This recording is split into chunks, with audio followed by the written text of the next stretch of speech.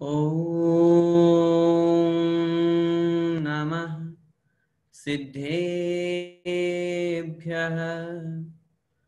ॐ नमः सिद्धेभ्यः।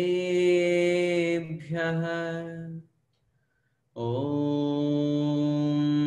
नमः सिद्धेभ्यः। नमो अरिहन्ताणं नमो सिद्धाणं नमो आयर्याणं नमो उवज्झायाणं नमो लोये सव्यसाहूणम् मोक्षमार्गस्य नेतारं भेत्तारं कर्मभूभृतां ज्ञातारं विश्वतत्त्वानां वन्दे तद्गुणलब्धये। पंच परमेष्ठी भगवान की जय। द्वादशांग जनवाणी माता की जय। आचार्य भगवान श्री उमा स्वामी मुनि महाराज की जय।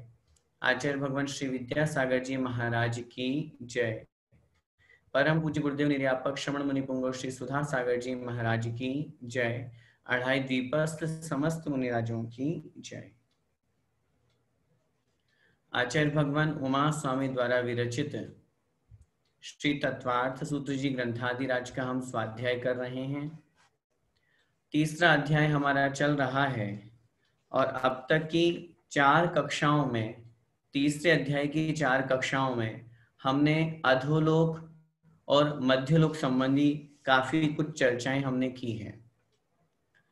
बीच में परीक्षा भी हुई, इसलिए 2-3 दिन कक्षा आपकी कंटिन्यू तीसरे अध्याय की नहीं रही, परंतु अब ये जो जहां पर अपन ने चौथी कक्षा छोड़ी थी, 5वीं कक्षा यहाँ से प्रारंभ हो रही है तीसरे अध्याय की। अंतिम कक्षा में जो हमने यहाँ पर इन पर्वतों के बारे में समझा था कि ये जो पर्वत है ये किस प्रकार के हैं, पर्वतों के ऊपर जो तालाब बने हुए हैं वे कैसे रचना है उनकी, उन तालाबों की जो लंबाई चौड़ाई और गहराई आदि है वो किस प्रकार की है, ये हमने वहां चर्चा की थी। आइए उस विषय का हम रिवीजन करते हुए आगे बढ़ते हैं। सूत्र क्रमांक 12 निकाल लीजिए, जिसमें उन 6 पर्वतों के वर्ण का वर्णन किया गया है, रंगों का कथन किया गया है। हेमार्जुन तपनीय वैडूर्य रजत हेममयाः। हेम अर्जुन तपनीय वैडूर्य रजत हेममयाः। हेम अर्थात स्वर्ण, अर्जुन मतलब चांदी, तपनीय मतलब तपाया हुआ सोना, वैडूर्य अर्थात वैडूरजमणि, वैडूर्यमणि नीलमणि, रजत मतलब चांदी, और हेममयाः अर्थात स्वर्णमय ये पर्वत होते हैं। उस समय भी मैंने आपसे निवेदन किया था, ये जो 6 पर्वत हैं, कुछ आचार्य इन्हें ऐसा मानते हैं कि ये इन रंगों के बने हुए हैं, और कुछ का कहना है, कुछ ऐसा मानते हैं कि नहीं ये इनके ही बने हुए हैं। अगले सूत्र में मणियों से खचित होने की चर्चा की गई है। मणि विचित्र पार्श्वा उपरि मूले च तुल्य विस्तारा।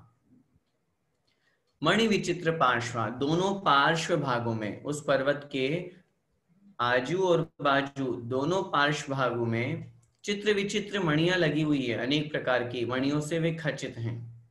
इसलिए कह रहे हैं ऊपरी मूले च, और कैसा है उनका, तुल्य विस्तारा, समान विस्तार है। ऊपरी ऊपर से, मूले मतलब जड़ से, और च मतलब मध्य से। ऊपर से, नीचे से और मध्य से वे समान विस्तार वाले हैं, जैसे एक दीवार होती है उसके समान।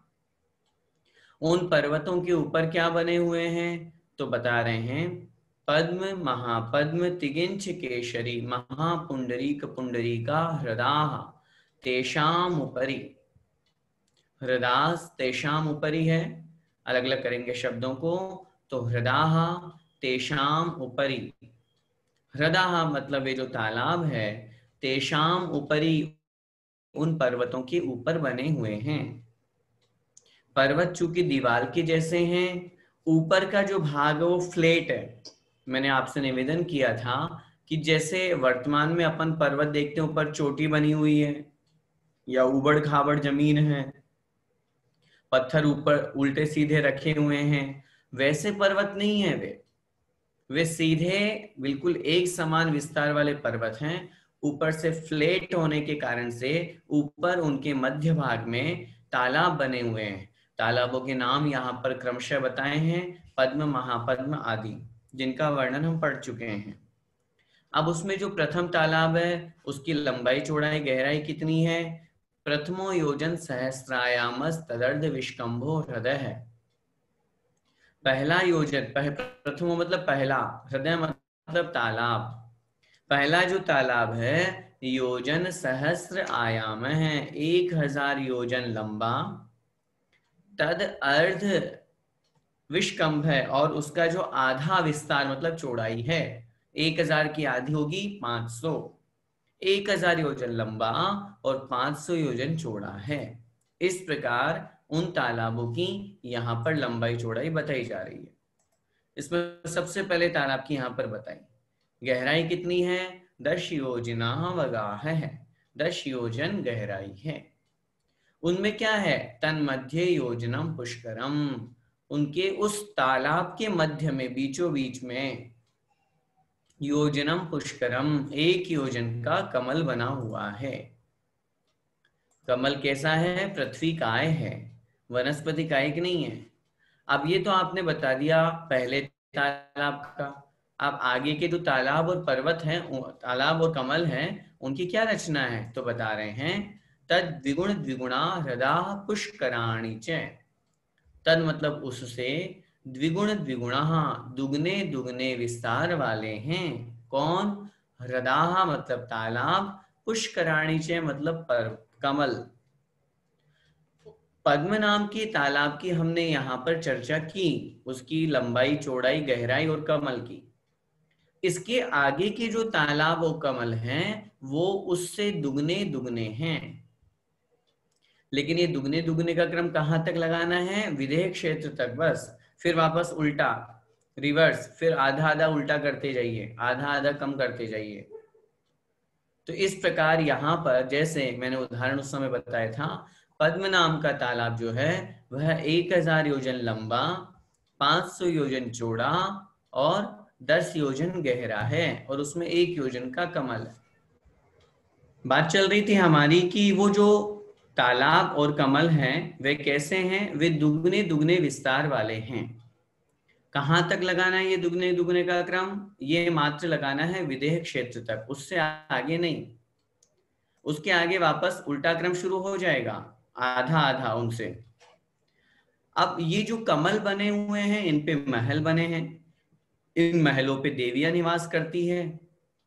तो आचार्य महाराज यहाँ अगले सूत्र में लिख रहे थे, तन निवासिन्यो देव्य है, श्री ह्री धृति कीर्ति बुद्धि लक्ष्म्य है, पल्युपम स्थित है सामानिक परिषद का। उन कमलों पर, क्योंकि जो तालाब में कमल बने हुए हैं उन कमलों पर महल हैं। तन निवासिन्य देव्य है, उन पर निवास करने वाली देवियां। कैसी हैं वे देवियां? पल्योपम स्थित है, एक पल्ले की आयु वाली। उनकी आयु निश्चित है, न उत्कृष्ट न जघन्य, निश्चित है, बस फिक्स आयु। 6 देवियां हैं, 6 तालाब है, 6 तालाबों पे 6 कमल हैं, उनपे श्री ह्री धृति कीर्ति बुद्धि और लक्ष्मी, ये 6 देवियां बनी हुई है। ये 6 देवियां वहां पर विनिवास करती हैं।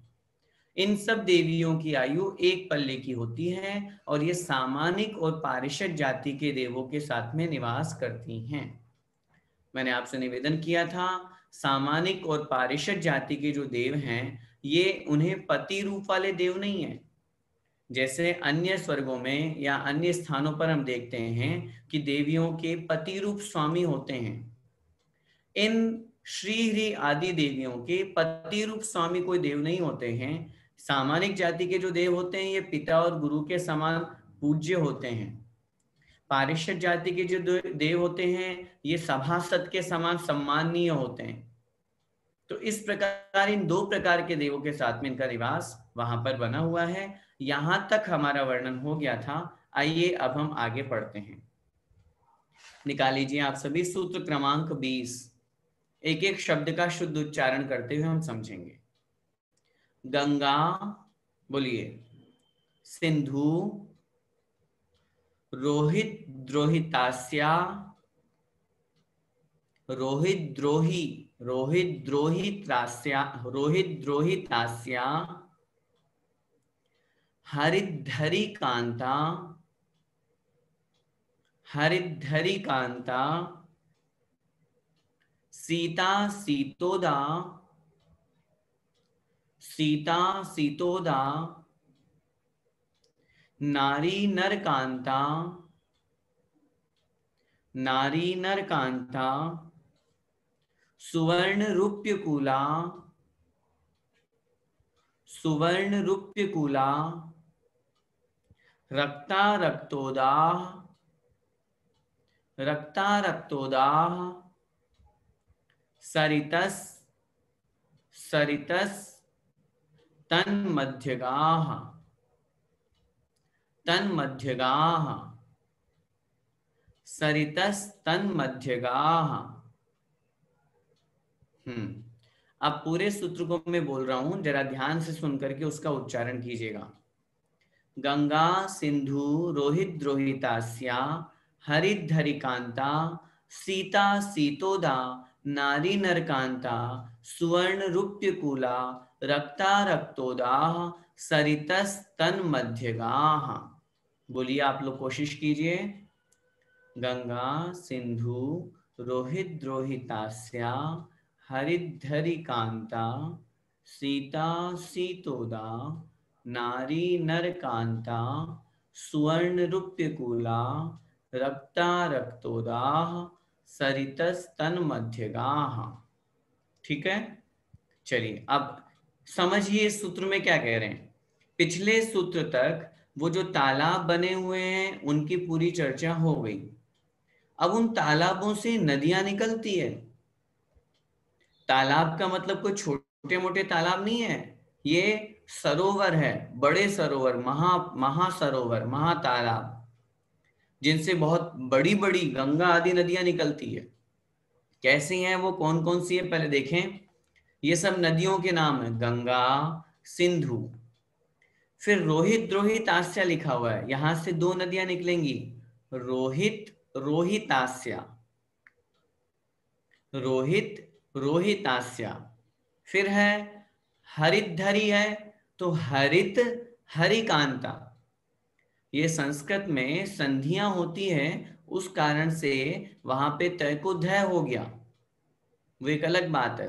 हो ध सूत्र से है को ध हो जाता है। अभी अपन व्याकरण पे नहीं जा रहे हैं, अभी सिर्फ हम संधि विच्छेद पदच्छेद करेंगे तो अर्थ समझेंगे। हरित हरिकांता। फिर है सीता सीतोदा, नारी नरकांता, सुवर्ण रूप्यकूला। यहां से दो नदियां निकलेंगी, सुवर्णकूला और रूप्यकूला। रक्ता रक्तोदाह, रक्ता और रक्तोदाह। क्या है ये, सरिता है। सरितस लिखा है ना, आधा सा विसर्ग बन जाएगा, सरिता है अर्थात नदियां। ये 14 नदियां हो गई यहां तक। ये नदियां क्या होती है, तन मध्यगाह। अलग अलग करेंगे शब्दों को, संधि विच्छेद। तत् मध्य गाह, तत् मतलब उन तालाबों के, मध्य से, गाह मतलब बहती है, निकलती है। एक एक शब्द का अर्थ समझें। मध्य गाह, मध्य मतलब मध्य से, बीचों बीच से। गाह, गाह मतलब निकलती है, बहती है। कौन, सरिता है, नदियां। समझ में आया। अब इस सूत्र में क्या बता रहे हैं आचार्य महाराज, कि ये जो 14 नदियां हैं, नदियां 14 हैं, जरा गिन लीजिए एक बार।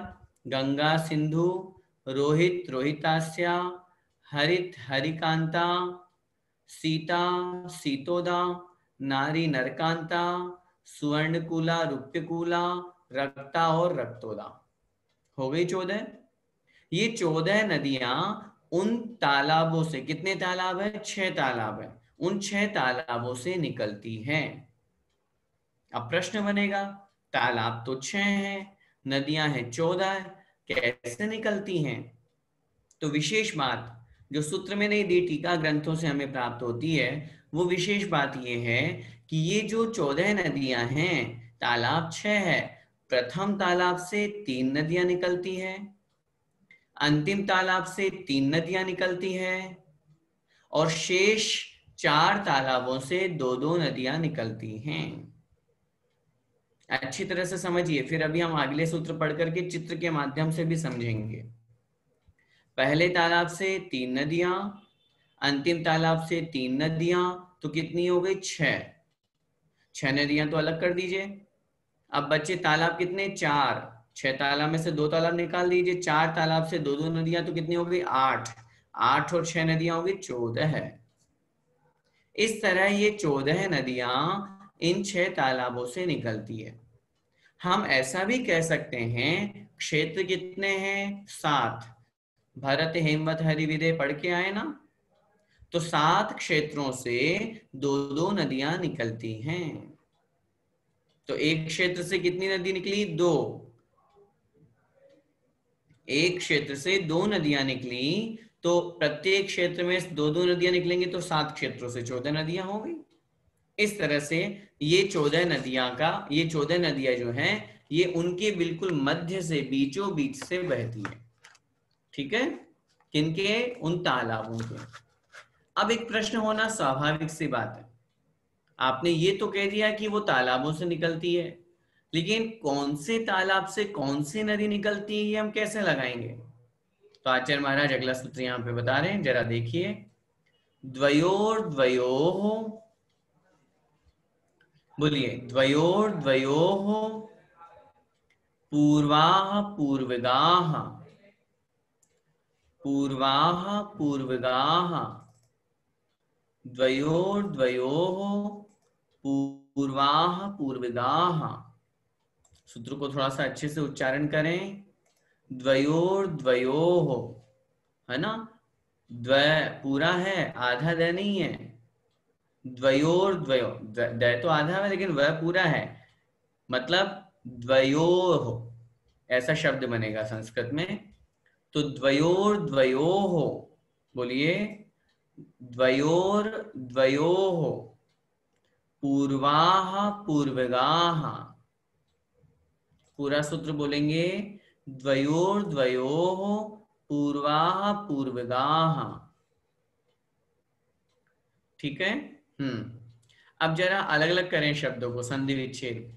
द्वयोः द्वयोः, सूत्र को देखिए, द्वयोर्द्वयो लिखा है ना, सेकंड वाला जो द्वयो है, उस द्वय के ऊपर रेफ लगा हुआ है, उस रेफ का तो बन जाएगा विसर्ग, तो वो भी शब्द हो जाएगा द्वयोः, है ना? और अगला शब्द भी द्वयोः है। द्वयोः द्वयोः अर्थात दो दो में से। द्वयो माने दो में, द्वयो माने दो में, और फिर द्वयो लगा दिया, मतलब दो में। तो दो दो में से जो 14 नदियां हमने की कही है पिछले सूत्र में, उनमें दो दो के जोड़े बना लीजिए। उन दो दो में पूर्वाह पूर्वगाह, पूर्वाह मतलब जो पहले पहले वाली है, वो पूर्वगाह, वो पूर्व दिशा की तरफ बहती है। अच्छी तरह से समझिए, देखो सूत्र इसे ही कहते हैं, बहुत संक्षेप में कह दिया और अर्थ बड़ा विशाल है। द्वयोः द्वयोः, दो दो में। कौन दो दो में? पिछले सूत्र में हमने जो 14 नदियां पढ़ी थी, उनको दो दो के जोड़े में बना लीजिए। गंगा सिंधु, रोहित रोहितास्या, हरित हरिकांता, सीता सीतोदा, नारी नरकांता, सुवर्णकुला रूप्यकुला और रक्ता रक्तोदा। दो दो के जोड़े बन गए। अब इन द्वयोः इन दो दो में पूर्वा जो पहले पहले वाली है, अब लगाइए, गंगा सिंधु में पहले वाली कौन सी? गंगा। रोहित रोहितास्या में पहले वाली कौन सी? रोहित। हरित हरिकांता में पहले वाली कौन सी? हरित। सीता सीतोदा में पहले वाली कौन सी? सीता। नारी नरकांता में पहले वाली कौन सी? नारी। सुवर्णकूला रुप्यकूला में पहले वाली कौन सी? सुवर्णकूला। और रक्ता रक्तोदा में पहले वाली कौन सी? रक्ता। दो में जो पहले वाली है वो पूर्वगाह अर्थात पूर्व दिशा की तरफ बहती है। गाह, गाह का मतलब क्या बताया था अभी हमने आपको? गाह मतलब बहती है। गाह मतलब बहती है। समझ में आए? जैसे मध्य गाह शब्द था ना, बीच में से बहती है, ऐसे ही पूर्वगाह अर्थात पूर्व दिशा की ओर बहती है। हमने आपको निवेदन किया था जो पहले वाले जितने भी अपने हैं वो सारे के सारे जब भी अपन चित्र बनाते हैं, मैप बनाते हैं, तो पूर्व दिशा किधर होती है? हमारे राइट हैंड की तरफ। अब जब एक दिशा का ज्ञान हो गया तो अन्य सभी दिशाओं का ज्ञान हो जाता है। तो अब जितनी भी नदियां हैं, कौन सी? पहले पहले वाली, उन सबको पूर्व दिशा की तरफ बहाना है। समझ में आया? अभी अपन चित्र समझेंगे उससे और अपने को क्लियर हो जाएगा। तो समझना क्या है, पहले तो उन 14 नदियों का क्या बनाएंगे हम? दो दो के जोड़े बनाएंगे। फिर उसके बाद में जो पहले पहले वाली है वो पूर्व की तरफ बहा देंगे। अगला सूत्र देखिए क्या कह रहे हैं। शेषास्त्वपरगाः, शेषास्त्वपरगाः, बोलिए। शेषास्त्वपरगाः। शेषाः तु अपरगाः, उसका जो पदच्छेद बनेगा वो क्या बनेगा? शेषाः तु अपरगाः। तु मतलब परंतु, शेषाः जो शेष नदियां हैं। अब प्रश्न होना स्वाभाविक है कि आपने पहले पहले वाली नदी तो बता दी कि वो पूर्व की तरफ बहेगी, तो जो शेष नदियां हैं उनका क्या हाल है? वो किधर जाएंगी?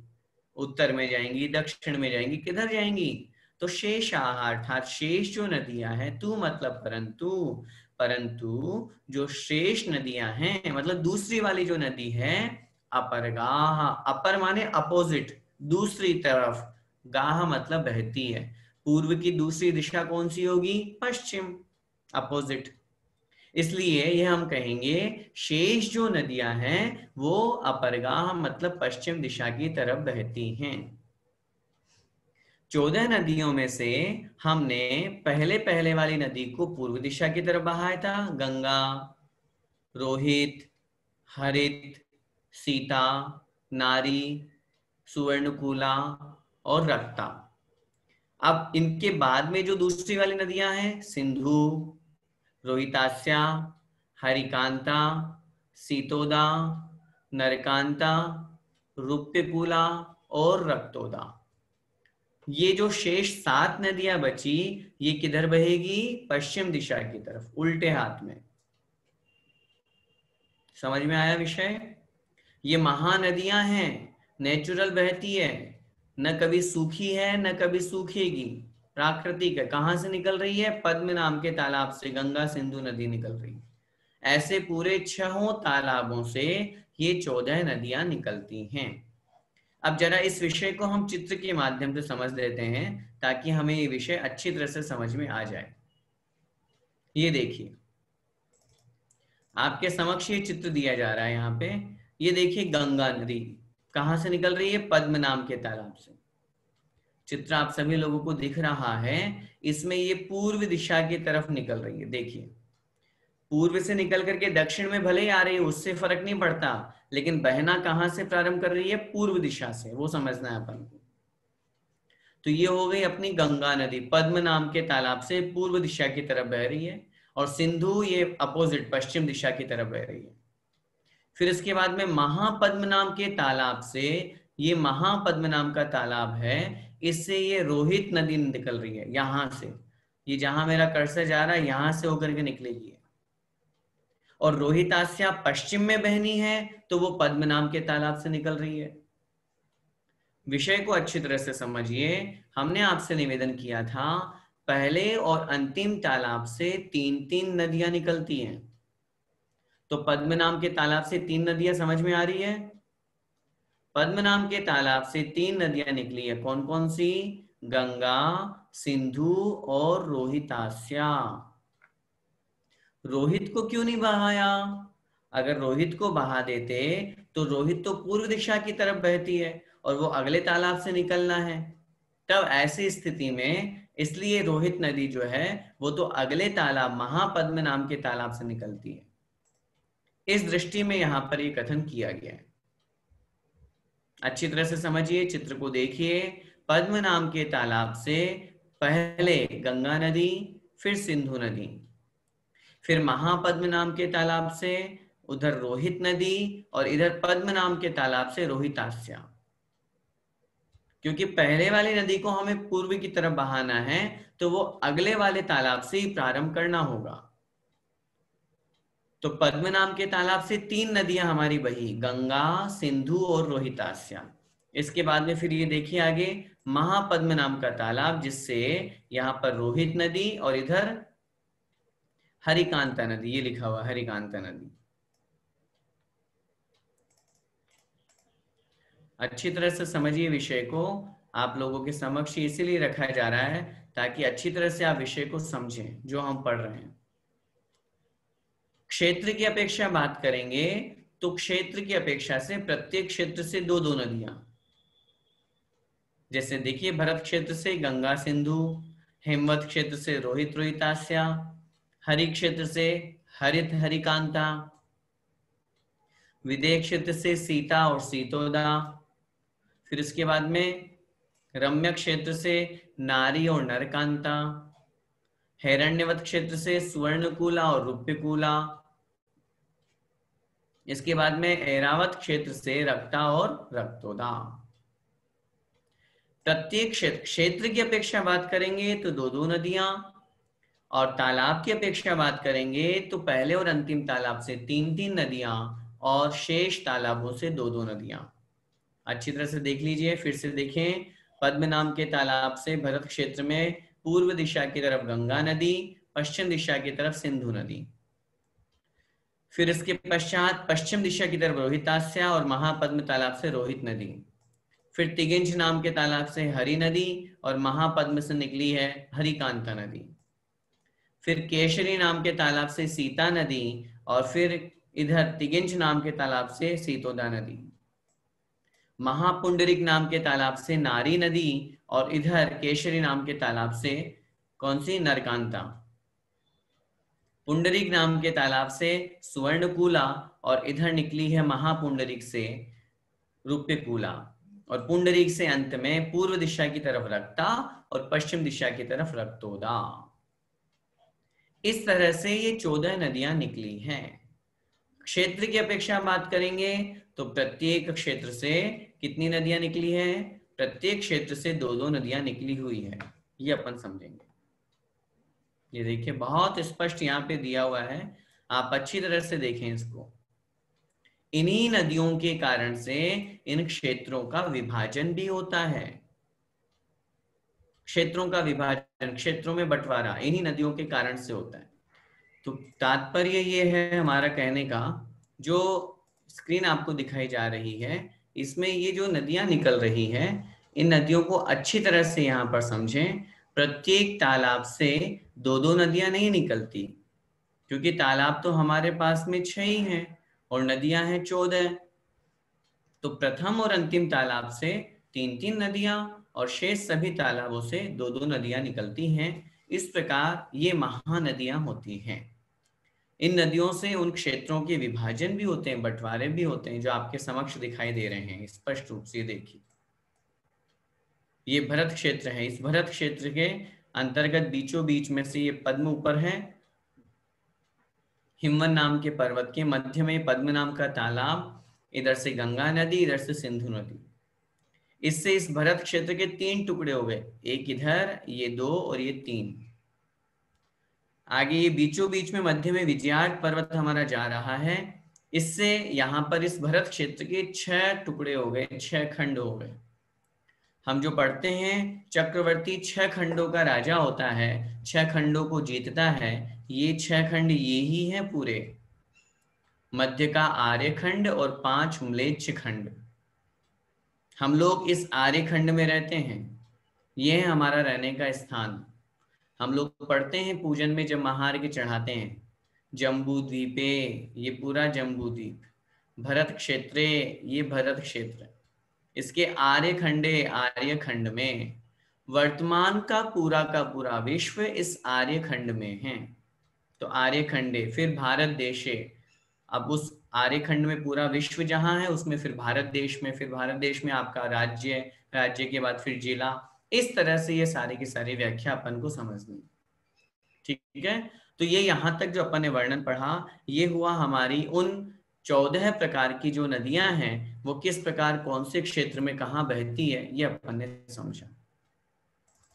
अब आगे अपन समझते हैं कि ये जो नदियां हैं ये और इनकी सहायक नदियां कौन सी हुआ करती है, तो यहाँ बता रहे हैं, देखिए जरा। चतुर्दश नदी सहस्त्र, बोलिए, चतुर्दश नदी सहस्त्र परिवृत्ताः, परिवृत्ताः गंगा सिन्ध्वादयो, सिन्ध्वादयो नद्यः, नद्यः,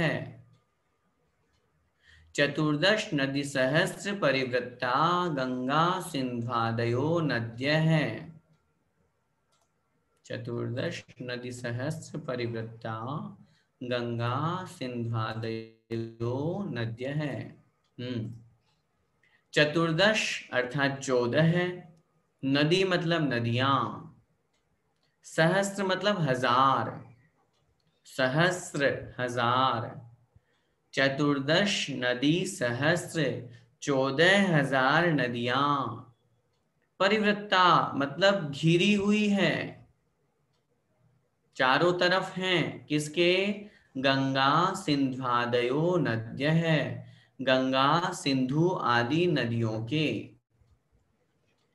मतलब क्या हुआ, गंगा सिन्ध्वादय नद्य है, गंगा सिंधु आदि जो नदियां हैं ये 14,000 सहायक नदियों से घिरी हुई है। समझ नहीं आया? बात ये चल रही है, हमने अभी 14 नदियों के बारे में पढ़ा, गंगा सिंधु रोहित रोहितास्य आदि, उनका विषय यहाँ पे बताया जा रहा है कि ये जो नदियां हैं ये कैसे हैं। उनमें से जो गंगा और सिंधु नदी है वो कैसी है, गंगा नदी 14,000 सहायक नदियां हैं। सहायक नदियों का तात्पर्य, गंगा नदी तो मुख्य हो गई और उसके आसपास 14,000 और दूसरी नदियां हैं जो उसमें आकर के मिलती हैं गंगा नदी में। ठीक है, तो गंगा नदी की 14,000 सहायक नदियां, सिंधु नदी की 14,000 सहायक नदियां। ऐसे ही इस क्रम को आगे दुगना दुगना करना है। आचार्यों ने लिखा है गंगा सिंधु की 14,000, फिर उसके बाद में रोहित रोहितास्य की कितनी होगी, डबल, 28,000। फिर उसके बाद में तीसरे नंबर पे कौन सी आएगी, गंगा सिंधु रोहित रोहितास्य हरित हरिकांता, उसकी कितनी होगी, 56,000 सहायक नदियां। मुख्य नदियां तो वो हो गई, उसके अलावा ये सहायक नदियां हैं उनकी। किसकी हुई ये सहायक नदियां, हरित हरिकांता, गंगा सिंधु रोहित रोहितास्या हरित हरिकांता। फिर उसके बाद में सीता सीतोदा, इसकी कितनी होंगी, 1,12,000, 1,12,000। एक नदी की है सीता नदी की 1,12,000 सहायक नदियां, वो सब आकर के सीता नदी में मिलती है। ऐसे ही सीतोदा की 1,12,000 वो मिल आकर के और सीतोना नदी में मिलती है। ठीक है, अब वापस उल्टा क्रम कर दीजिए, वापस उल्टा कर दीजिए। क्यों, क्योंकि ये जो डबल डबल रचना ये कहां तक है, ये विदेह क्षेत्र तक है, इससे आगे नहीं। इसलिए वापस उल्टा, सीता सीतोदा के बाद में नारी नरकांता, 1,12,000 का आधा कितना होगा, 56,000, तो 56,000। सुवर्ण रूप्य कूला, तो 56 का आधा 28,000। और रक्ता रक्तोदा 14,000। इस प्रकार ये सहायक नदियां हैं, इनको क्या नाम दिया आचार्यों ने, सहायक नदियां, शब्द है चतुर्दश नदी सहस्त्र परिवृत्ता। 14,000, ये 14,000 नदियां घेरे हुए हैं, परिवृत्ता मतलब चारों तरफ से घेरे हुए हैं। गंगा सिंधु आदि नद्य है, गंगा सिंधु आदि नदियां, गंगा सिंधु आदि नदियां जो हैं वे 14,000 सहायक नदियों से घिरी हुई हैं। डबल डबल लगाना है विदेश क्षेत्र तक, फिर उसके बाद की नदियों में वापस आधा आधा कर देना है। समझ में आया? इन नदियों को चित्र में नहीं दिखाया गया है और दिखा भी नहीं सकते, इतने से चित्र में कैसे दिखाएंगे? मुख्य नदियां दिखा दी, उसके आसपास ये दूसरी नदियां आकर के उसमें मिलती है, ऐसा समझना चाहिए। आगे देखिए अगला सूत्र, भरत है, बोलिए भरत है षड्विंशति, षड्विंशति, विंशति नहीं बोलना, विंशति नकार, षड्विंशति पंचयोजन, पंचयोजन शत विस्तार है,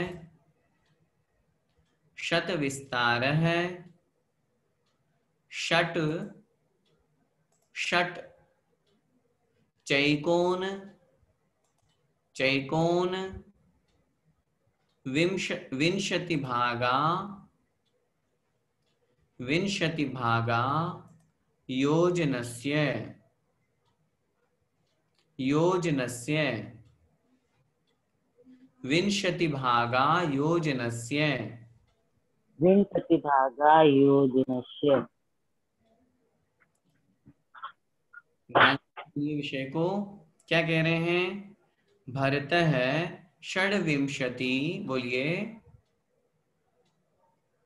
पंचयोजन शत विस्तार है, षट्चैकोन विंशति भाग, षट्चैकोन विंशति भागा योजनस्य। पूरा सूत्र बोल रहे हैं, ध्यान से सुनिएगा फिर रिपीट कीजिएगा।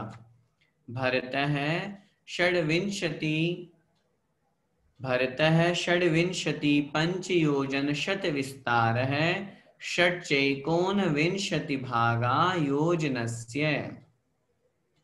ठीक है, उच्चारण में कोई दिक्कत तो नहीं? देखिए इसमें क्या बता रहे हैं, इसमें भरत क्षेत्र का विस्तार बता रहे हैं। जम्बूद्वीप कितना बड़ा था, क्या पढ़ के आए अपन? 1,00,000 योजन विस्तार वाला पढ़ा था ना। तन्मध्ये मेरु नाभिर्वृत्तो योजन शत सहस्र विष्कंभो जम्बूद्वीप है, 1,00,000 योजन विस्तार वाला जम्बूद्वीप है। अब उस 1,00,000 जम्बूद्वीप में भरत क्षेत्र कितना है? अपन लोग कहाँ रहते हैं? भरत क्षेत्र में। आचार्य महाराज लिखने वाले कहाँ के हैं? भरत क्षेत्र के अपन सभी। तो इसलिए जिस क्षेत्र में अपन रहते हैं उसका विस्तार तो जरा जान ले कितना लंबा चौड़ा है। या यूं भी हम कह सकते हैं, चूंकि पूरे के पूरे क्षेत्रों का विस्तार अगर अपन को जानना है तो एक क्षेत्र का विस्तार तो जानना ही पड़ेगा, इसलिए यहाँ पर भरत क्षेत्र का विस्तार लगाना। देखिए भरत है मतलब भरत क्षेत्र, ध्यान से देखिए सूत्र का अर्थ कैसे लगाना है। षट, षट का मतलब होता है 6, षट मतलब 6। विंशति, विंशति का मतलब क्या होता है? 20। तो षट विंशति का मतलब क्या हो गया? 26। जैसे अपन बोलते हैं ना चतुर्विंशति तीर्थंकर, तो चतुर्विंशति का मतलब 24, तो ऐसे ही षड्विंशति का मतलब 26। ठीक है, आगे कह रहे हैं पंच योजन और 5 योजन, लेकिन 5 नहीं, आगे दिया शत, पंच योजन शत, 500 योजन। शत माने 100 और पंच मतलब 5, तो हो गया ये हमारा 500 योजन। अच्छी तरह से लगाइए, अर्थ कैसे लगाना वो सीखना अपन को। पहले बोल दिया भरत है मतलब भरत क्षेत्र, षड्विंशति 26, पंच योजन शत और 500 योजन, तो 500 और 26 हो गए 526 योजन। विस्तार है मतलब विस्तार वाला है। भरत क्षेत्र कितना है? भरत क्षेत्र है 526 योजन। क्या इतना ही है? नहीं नहीं, कुछ और एक्स्ट्रा भी है। कितना एक्स्ट्रा है देखो जरा ध्यान से। षट चैकोन विंशति भागा योजनस्य। सूत्र का अर्थ, पहले शब्दों को देखिए। षट माने 6, च एकोन विंशति भागा, च मतलब और, षट च और 6 भाग और हैं किसके?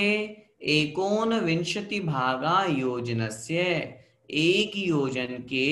एकोन विंशति माने होता है 19, एक ऊन विंशति, विंशति मतलब क्या निकला था? 20।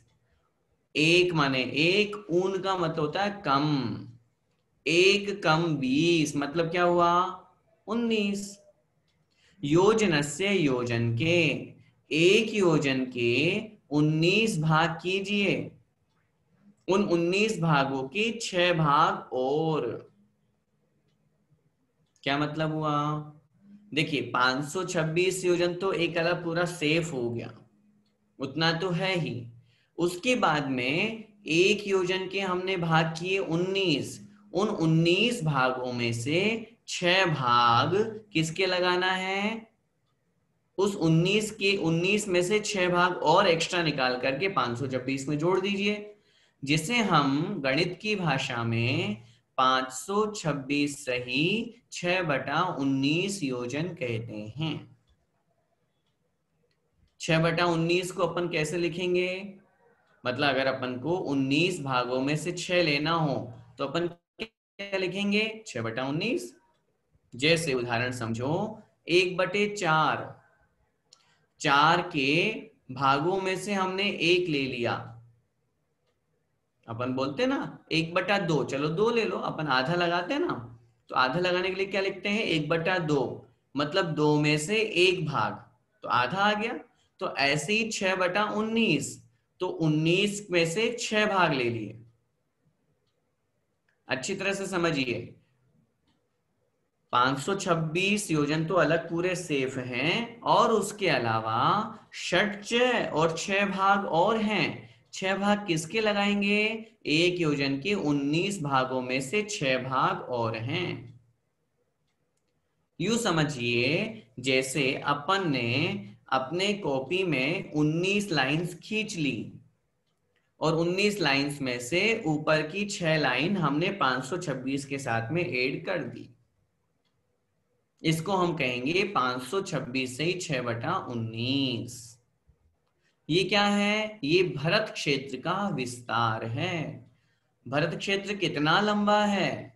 यहां लंबाई की बात हो रही है या चौड़ाई की? उत्तर मिलेगा यहां चौड़ाई की बात हो रही है, लंबाई की नहीं। ये देखिए चित्र जो आपके समक्ष दिया गया है, इसमें अगर हम चर्चा करेंगे कि हम बात कर रहे हैं भरत क्षेत्र की, ये देखिए, तो भरत क्षेत्र तो ये पूरा इतना लंबा है, यहां तक पूरा जा रहा है, लेकिन हम इस लंबाई की बात नहीं कर रहे हैं।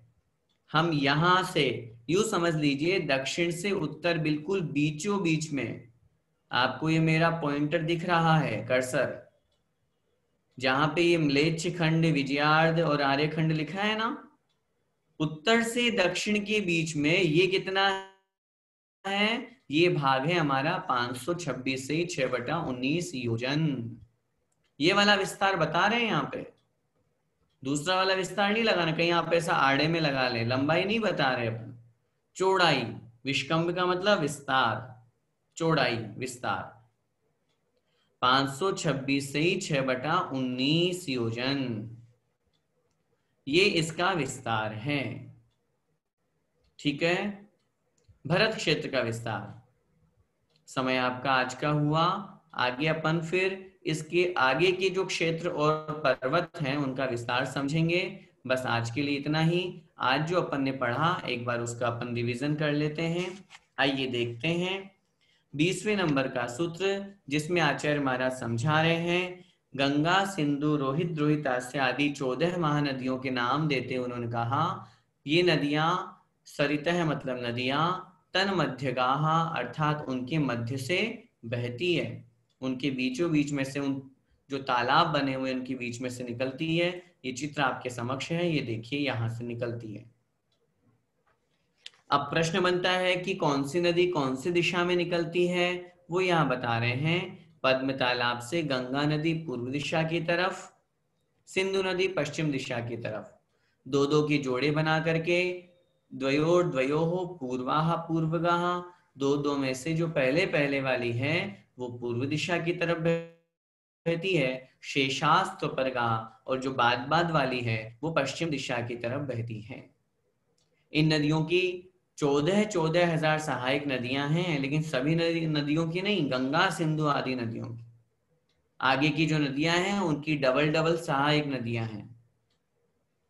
तो गंगा नदी की 14,000, सिंधु नदी की 14,000, रोहित नदी की 28,000, रोहितास्य की 28,000, हरि नदी की 56,000, हरिकांता की 56,000, फिर इसके बाद में सीता की 1,12,000, सीतोदा की 1,12,000, फिर वापस उल्टे चलेंगे 56, 28 और 14। भरत क्षेत्र के विस्तार के लिए आचार्य महाराज ने लिखा, भरत क्षेत्र का विस्तार षड्विंशति योजन अर्थात 26 योजन के साथ में पंचशत अर्थात 526 योजन सही 6/19 भाग, या 6/19 योजन।